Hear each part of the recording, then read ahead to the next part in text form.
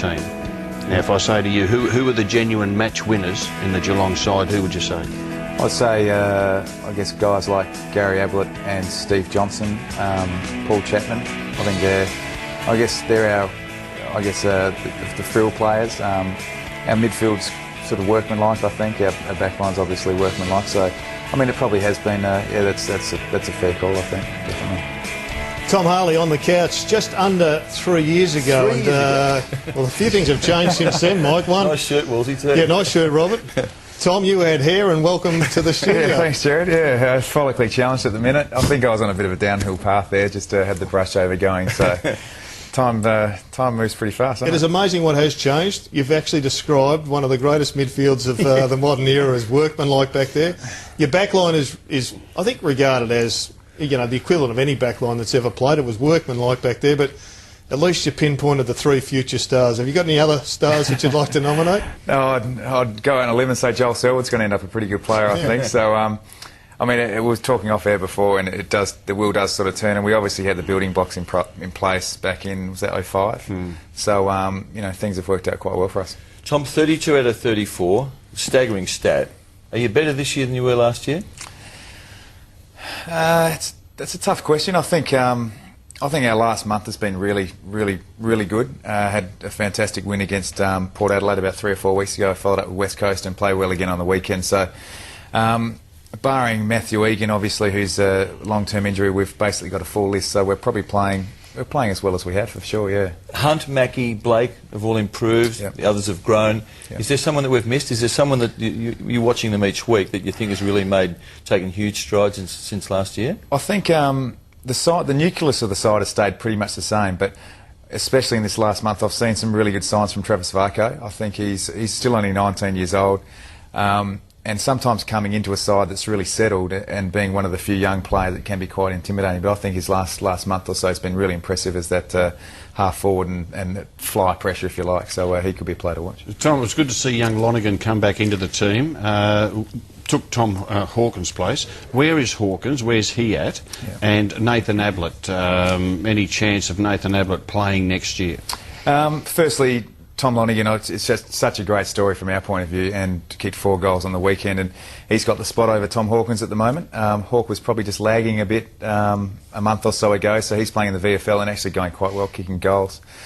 So, I mean, you'd say it'd be out of those 2 players at the moment. And as far as Nathan goes, I mean, we're hopeful, obviously really hopeful he's going to come back into the AFL circle. Is he going to play VFL this week? Not this week. I left training at about 5:30 this afternoon, and he was actually making his first appearance with the VFL squad. So his immediate commitment will be to the VFL on a Monday, Wednesday, Friday basis, working out whether he wants to play first and foremost. And then I guess the club will sit down, and I'm sure the players will be involved into, his, if he wants to go down that path, his sort of reintroduction to the AFL. How'd you like to play in Geelong side right now, Mike? I'd love to, Jared. Love to have played even when they weren't going well. Did Collingwood inhibit you a bit? Collingwood played a fantastic game, I think. There's 2 now, isn't there? There was the preliminary final last year. Yep. And the game 6 weeks ago. It's hard to say. The Collingwood game this year, I know we were really embarrassed by the way we performed. They seem to play the right way. I know internally we really respect the way they go about it. We think they play the right way. So, and obviously did the same to the Swans. So whether we don't play them in the home and away season again, but if we get them again, it could be a big game, I'm sure. Is the right way being accountable? Is that what you're talking about? Yeah, I think so. Yeah. Just a really committed, contested style of football. That's their go, and when they get on their terms, and they tackled us relentlessly that night, and even when if they weren't tackling, the pressure was pretty intense, and they thoroughly deserved to win. We were not up to scratch. Tom, I've watched Geelong play a lot, particularly over the last month, and your own form in particular I think is really good.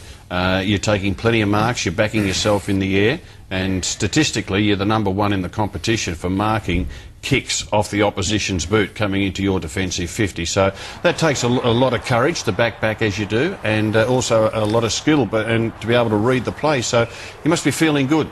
Yeah, I think I guess footy now more so than ever has become almost a role-playing scenario, and that's my role. I play. I don't really leave the defensive 50 a hell of a lot.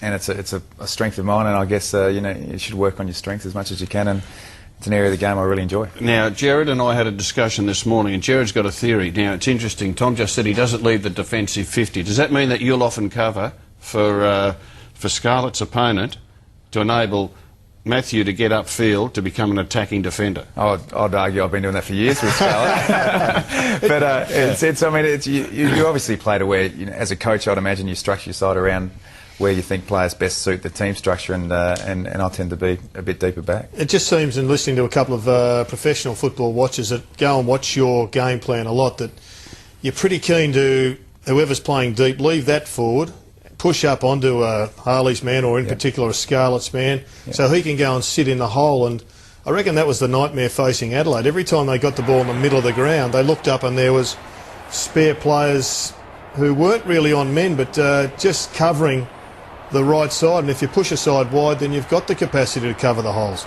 Yeah, I guess so. I mean, what enables that to happen more so than anything else is probably pressure in the midfield. I think pressure's become a real buzzword in footy. I think it started 2 years or so with the forward pressure. Now midfield pressure's become important, and I guess the aim of the game is to take the ball off the opposition. I'm going to ask you about Stevie Johnson, 25 at the weekend. Yep. Now, we go back 15 months. And he was a problem for you. Yep, he was. He's missed the first 5 rounds of 2007, won the Norm Smith medal, and even gone on this year. Yep. Did you know he was this good?